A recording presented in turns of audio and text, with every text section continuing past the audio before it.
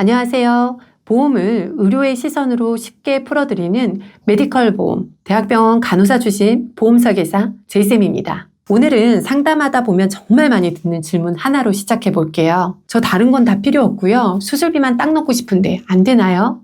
이 질문 생각보다 정말 많습니다. 특히 20에서 40대 분들, 가성비를 따지는 분들, 이미 진단비는 어느 정도 준비된 분들이 많으세요. 그런데 문제는 뭐냐면요. 수술비만 넣고 싶어도 보험사 구조상 연계 조건이라는 게 따라붙는 경우가 많습니다. 예를 들어 이특약 넣으려면 사망담보도 넣으셔야 해요. 암 진단비도 일정 금액 이상 넣으셔야 합니다. 이렇게 되면 원래 목적은 수술비였는데 보험료가 생각보다 커지죠. 그래서 수술비 보험료는 요만큼인데 다른 담보가 이만큼 커지는 상황이 되기도 합니다. 그래서 오늘은 연계 조건을 최소화하면서 1호종 질병 수술비 중심으로 구성하는 방법을 현실적으로 설명해 드리겠습니다. 치료비가 기하급수적으로 늘 수도 있다. 문병동에서 7년을 근무를 했어요. 보험심사과에서 암 환자 심사 내역을 심사를 했었거든요. 불필요한 특약은 빼고 제한적이던 보장을 보완할 수 있다. 건의암은 그룹이 얼마나 세분화되어 있는지가 굉장히 중요합니다. 많은 고객분들이요, 1호종 수술비 옛날 상품 아닌가요? 상담하다 보면 이렇게 질문을 많이 하세요. 요즘은 엔대 수술비, 특정 질환 수술비 이런 게 더 좋은 거 아닌가요? 이렇게 많이 물어보시는데요. 1호종 수술비는 겉으로 보면 그렇게 보일 수 있습니다. 그런데 실제 현장에서요, 지급이 많이 되는 담보 중 하나가 바로 질병 1호종 수술비입니다. 이 구조는 굉장히 단순해요. 질병으로 수술을 하면 수술의 난이도에 따라 1종부터 5종까지 나누어 정액으로 지급합니다. 많은 분들이요, 수술비 보험을 큰 수술만 해당되는 게 아닌지 이렇게 생각하시거든요. 그런데 꼭 그렇지는 않습니다. 예를 들어서 충수염, 그러니까 맹장 수술, 담낭 절제술, 갑상선 수술, 자궁, 난소 수술, 그리고 제왕절개, 치질, 치액 수술 등 비교적 흔한 수술도 해당 종에 따라서 보장되는 경우가 많습니다. 수술비 보험의 핵심은 이겁니다. 진단을 받았느냐가 아니라 수술을 했느냐가 기준입니다. 같은 담낭염이라고 해도요, 약물 치료만 하면 지급이 안 되지만 수술을 하면 해당 종에 맞춰서 지급이 됩니다. 이 차이가 굉장히 크죠. 또 이런 말씀 하시는 분들이 굉장히 많아요. 실손보험이 있는데 수술비가 왜 필요할까요? 저 실비 있는데 수술비까지 꼭 필요해요? 제가 간호사로서 오래 근무하면서 그리고 보험 설계사로서 일하면서 느끼는 건 이겁니다. 실손보험은요, 구조상 계속 변합니다. 갱신형이고요. 세대가 바뀔수록 자기부담금이 올라갑니다.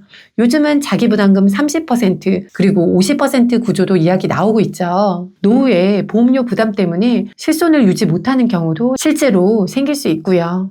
그런데 수술비는요, 정액 보장입니다. 예를 들어 5종 수술에 해당하면 1,000만 원, 3종이면 100만 원처럼 수술을 할 때마다 약관 기준에 따라서 지급이 됩니다. 실제 의료비가 얼마 나왔는지와 상관없이 정해진 금액이 나오는 구조입니다. 그리고 중요한 건요, 수술을 할 때마다 반복 지급된다는 점입니다. 이게 실손의 빈자리를 보완해주는 역할을 합니다. 그렇다면 연계 조건을 최소로 하는 설계 구조로 현실적으로 어떻게 구성하는 게 좋을까요? 일부 상품의 경우는 주계약을 최소 수준으로 두고 연계 조건이 비교적 부담이 적은 특약으로 맞춘 뒤 나머지를 1호종 수술비 중심으로 채울 수 있는 구조가 있습니다. 설계안을 보면서 설명드리면요. 40세 남성 기준 20년 나 90세 만기, 무해지형, 직업급수는 1급 기준으로 설계했을 때 상해 수술비 50만 원, 질병 수술비 30만 원, 1종 30, 2종 30, 3종은 100만 원, 4종은 500만 원, 5종은 1,000만 원으로 구성한 보험료가 연계 조건을 최소로 했을 때 남성은요 27,611원,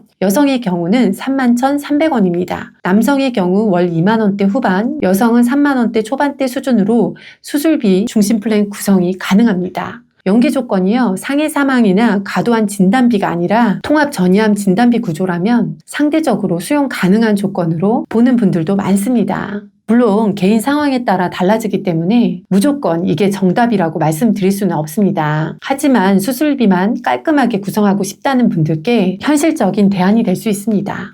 그렇다면 이 수술비 보험 어떤 분들에게 적합할까요? 이미 3대 진단비는 준비된 분들이나 자녀에게 서브 보험으로 가볍게 넣어주고 싶은 부모님들, 그리고 실손 자기 부담률 인상이 걱정되는 분들, 그리고 큰 병보다는 수술 가능성에 대비하고 싶은 분들, 딱 필요한 것만 과하지 않게 준비하고 싶은 분들께 상담이 많이 들어옵니다. 지금 5세대 실손 이야기가 나오면서요, 많은 분들이 질문하세요. 실손 자기 부담률 올라가면 대체할 수 있는 게 뭘까요? 저는 의료 현장을 경험한 설계사로서 그 대안 중에 하나가 정액형 수술비 보장이라고 생각합니다.